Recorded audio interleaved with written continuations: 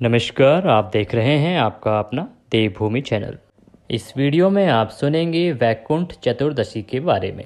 आपको बताएंगे कि 2023 में वैकुंठ चतुर्दशी कब है, प्रकार से इसकी पूजा करनी चाहिए, इस दिन दीपदान किस प्रकार से किया जाना चाहिए, भगवान विष्णु की कृपा कैसे प्राप्त होगी और साथ में इस दिन भगवान शिव की कृपा कैसे प्राप्त की जा सकती है। क्योंकि वैकुंठ चतुर्दशी एक ऐसा पर्व है जिस दिन भगवान शिव और भगवान विष्णु दोनों की ही पूजा की जाती है। इसकी एक बहुत ही रोचक कथा है जिसकी वजह से ये जो दिन है बहुत विशेष महत्व रखता है हमारे सभी हिंदू भाई बहनों के लिए। इस दिन दीपदान, पूजा, व्रत और अन्य दान का बहुत विशेष महत्व है। तो यही सब आज के इस वीडियो में हमारा मूल विषय रहेगा। आइए आरंभ करते हैं कि सबसे पहले ये जो दिन है इस वैकुंठ चतुर्दशी का इसके पीछे की कथा क्या है, आखिर क्यों यह इतना महत्वपूर्ण है। देखिए, आप सभी जानते हैं कि 4 महीने के लिए भगवान विष्णु शयन के लिए क्षीर सागर में रहते हैं। उसके बाद जो अभी देवोत्थान एकादशी आती है उस दिन भगवान विष्णु उठते हैं। भगवान विष्णु अपने शयन से जागने के बाद एक बार उन्होंने निर्णय किया कि वो बनारस जाके भगवान शिव का अभिषेक करेंगे, भगवान शिव की पूजा करेंगे। भगवान शिव की पूजा करने के लिए वो जब वहाँ गए तो उन्होंने 1000 कमल भगवान शिव के शिवलिंग पर अर्पित किए, लेकिन जब वो उनको गिनने लगे तो हर बार वो एक कम रह जाता, 999 ही रह गए। उन्होंने फिर एक बार गिना और फिर उन्होंने देखा कि फिर एक कम है। भगवान विष्णु को यह समझ नहीं आया। अब क्योंकि उनको भगवान शिव की पूजा पूर्ण करनी थी, इसीलिए आप सभी जानते हैं भगवान विष्णु को कमल नयन कहते हैं। तो उन्होंने अपने एक नेत्र को भगवान शिव को पूजा में अर्पित करने का निर्णय किया कि जो एक कमल कम पड़ रहा है उसकी जगह वह अपना एक नेत्र निकाल कर रख देंगे। जैसे ही वो नेत्र को निकाल के चढ़ाने को हुए तभी भगवान शंकर वहाँ पर प्रसन्न होकर प्रकट हुए और भगवान विष्णु को आशीर्वाद स्वरूप उन्होंने सुदर्शन चक्र दिया। तो भगवान विष्णु के पास जो सुदर्शन चक्र है ये इस ही दिन की देन है जो भगवान शिव से उन्हें प्राप्त हुआ है उनकी इस अनुपम भक्ति के लिए। इसीलिए इस दिन जो दान है, पूजा है, दीपदान है, इसका बड़ा महत्व है। इस दिन कमल के फूलों से पूजा करने का बड़ा महत्व है, बिल्व पत्र का बड़ा महत्व है। ये सब जानकारी हम आपको आगे वीडियो में देंगे। तो ये एक कथा है जिसके माध्यम से हम इसके महत्व को समझ सकते हैं। इसके महत्व को समझने के लिए एक और कथा है जो एक पौराणिक कथा है जिसके माध्यम से आप इसके महत्व को समझ सकते हैं कि जब भगवान विष्णु 4 मास के लिए शयन के लिए जाते हैं तो इस सृष्टि का जो पालन का जो उनकी जिम्मेदारी है उस सब को वो भगवान शिव को देके जाते हैं। और आज के दिन वैकुंठ चतुर्दशी को भगवान शिव भगवान विष्णु के स्थान पहुंचते हैं और उनको ये जिम्मेदारी वापस देते हैं, यह कार्यभार वापस देते हैं। इसलिए भी इस दिन को विशेष माना गया है। देखिए, ये जो हमारे लास्ट के 5 दिन होते हैं ना कार्तिक मास के, इनकी बहुत सारे रोचक तथ्य हैं और बहुत सारी महत्वपूर्ण कथाएं हैं, इसीलिए इनका बड़ा महत्व है। विष्णु पंचक की कथा आपने सुनी कि ये 5 दिन किस लिए महत्वपूर्ण हैं। अब क्योंकि हमारे सृष्टि के जो पालनहार हैं श्री हरि, वो सोने गए थे, वो जागे हैं, तो शुरुआत में बहुत सारे ऐसे कार्य होंगे जो बहुत महत्वपूर्ण होंगे। इसीलिए भगवान विष्णु के जागने के साथ से ही बहुत सारी महत्वपूर्ण तिथियां आती हैं और इनका बड़ा ही विशेष महत्व होता है। अब ये जानना बहुत ज़रूरी है कि इस साल 2023 में ये महत्वपूर्ण वैकुंठ चतुर्दशी किस दिन है, वैकुंठ चौदस है किस दिन। देखिए, ये परम दिव्य चतुर्दशी तिथि आरंभ हो रही है 25 नवंबर शनिवार को 5:26 से और यह समाप्त होगी 26 नवंबर रविवार को दोपहर को 3:53 तक। इस प्रकार से जो वैकुंठ चतुर्दशी है इसकी पूजा होगी 25 नवंबर को।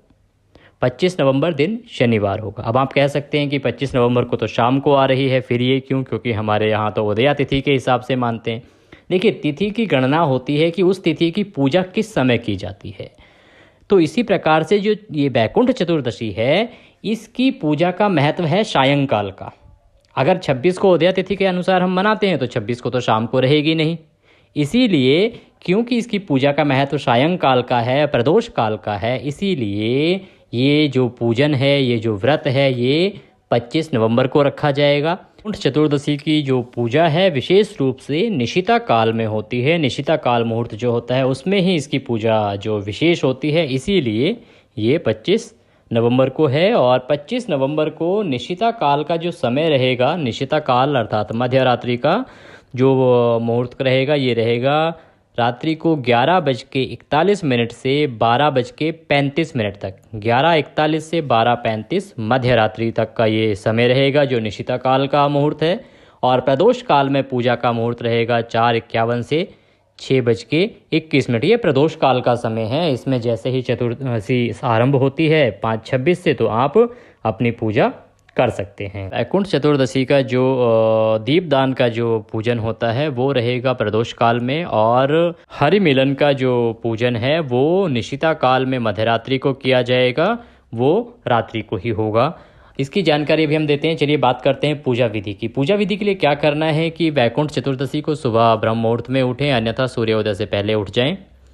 स्नान ध्यान आदि करने के बाद अपने मंदिर में किसी चौकी पर पीला वस्त्र बिछाएं, उस पर भगवान विष्णु को स्थापित करें। भगवान विष्णु की कोई तस्वीर प्रतिमा आपके पास होगी, आजकल सभी घरों में होती है। गणपति आपके यहाँ पे हैं तो आप स्थापित करें। भगवान शिव का अगर कोई तस्वीर है तो उनको स्थापित करें। सबसे पहले शुद्धियोदक स्नान, शुद्ध जल से स्नान कराएं। लोटे में या ग्लास में जल लें, जल में थोड़ा गंगा जल डाल लें और उससे छींटे दे के सांकेतिक स्नान कराएं। फिर भगवान को साफ किसी वस्त्र से पोंछें। उसके बाद भगवान को तिलक करें। तिलक करने के बाद अक्षत लगाएं। अक्षत लगा के भगवान को वस्त्र पहनाने के लिए मौली के कुछ टुकड़े तोड़ के सभी को बारी बारी से अर्पित करें। फिर भगवान को पुष्प अर्पित करें। माला आपके पास है तो उत्तम है, माला पहनाएं और अपने व्रत का संकल्प करें कि हे प्रभु नारायण, हम आज के दिन वैकुंठ चतुर्दशी का व्रत कर रहे हैं। हमसे कोई गलती हो तो उसे क्षमा करें और हमें दया का आशीर्वाद प्रदान करें कि हम इस व्रत को सफलतापूर्वक कर सकें। वह संकल्प भगवान के चरणों में छोड़ दें। इसके बाद आप अपने दैनिक कार्यों में लग जाएं, क्योंकि पूजा जो विशेष होगी वो शाम को होगी। शाम के समय जो प्रदोष काल का समय है, उस समय में आप वैकुंठ चतुर्दशी की पूजा करें। उसमें देखिए, ये चतुर्दशी है, इस दिन 14 दियों का बड़ा महत्व है। आपको 14 दिए जलाने हैं। 14 दिए अगर आप घी से जलाते हैं तो सर्वोत्तम है, अन्यथा आप किसी प्रकार के और जैसे तिल का तेल या सरसों का तेल भी इस्तेमाल प्रयोग कर सकते हैं। आप दिए जलाएं, दीपदान करें। दीपदान के लिए देखिए, तुलसी में दीपदान अति आवश्यक है। भगवान विष्णु के लिए दिया जलाएं। आंवले की अगर आपके पास उपलब्धता है तो आंवले के वृक्ष पे आप दिया जलाएं। पीपल अगर आपके पास है, बरगद का पेड़ अगर आपके पास है तो वहाँ पे दिया अवश्य जलाएं।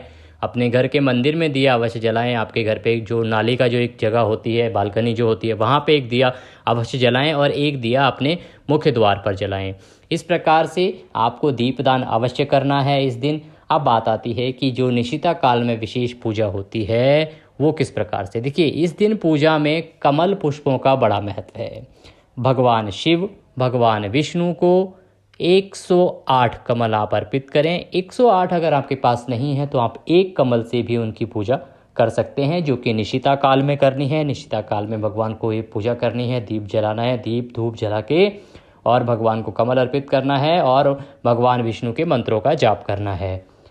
इस समय में अगर आपके पास कमल की उपलब्धता नहीं है तो आप पिंक कलर का कोई और पुष्प, गुलाबी रंग का, क्योंकि कमल गुलाबी रंग का होता है, गुलाबी रंग का जो भी पुष्प आपके पास उपलब्ध हो उसके द्वारा भी आप भगवान की पूजा कर सकते हैं। ध्यान देने वाली बात यह है कि अगर आप इस दिन व्रत कर सकते हैं तो उत्तम है, लेकिन अगर आप व्रत नहीं कर पा रहे हैं तो भी आपको पूजा अवश्य करनी चाहिए, क्योंकि इस प्रकार की पूजा से आपके सभी प्रकार की परेशानियां दूर होती हैं, घर में धन धान्य के भंडार भरते हैं, खुशियां आती हैं। इसीलिए और जो वैकुंठ चतुर्दशी है, ऐसे एक मान्यता है कि इस दिन भगवान विष्णु पूजा करने वालों के लिए अपने द्वार हमेशा खुले रखते हैं और जब भी कभी आपको परेशानी होगी भगवान आपकी परेशानी को दूर करेंगे और अंत समय में आपको वैकुंठ धाम, श्री धाम और भगवान श्री की शरण प्राप्त होगी।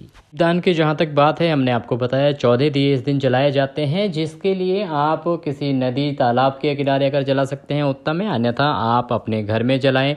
जो भी वृक्ष आपके पास केले का वृक्ष है या पौधा आपके पास तुलसी का है, आंवले का है, उस पर आप दीपदान अवश्य करें, वहाँ एक दिया जलाएं, मंदिर में एक दिया जरूर जलाएं। और अपनी बालकनी में और मुख्य द्वार पर दिए जलाएं। इस प्रकार से 14 दिए आपको जलाने हैं। और एक 4 मुख का जो दिया होता है उसको आप अपने मंदिर में जलाएं, वह परम फलदायी होता है, उसको अवश्य ही हमें मंदिर में इस दिन जलाना चाहिए। इस प्रकार से आप दीपदान करेंगे। आशा करते हैं हमारे द्वारा दी गई जानकारी आपको अच्छी लगी होगी। अगर वीडियो अच्छा लगा हो तो आप एक बार लाइक ज़रूर करें और कमेंट बॉक्स में जय श्री हरि लिखना ना भूलें। अगर कोई सवाल है तो आप हमसे पूछ सकते हैं। आज के इस वीडियो में अभी के लिए इतना ही। अगले वीडियो में फिर होगी आपसे मुलाकात, तब तक के लिए जय श्री हरि।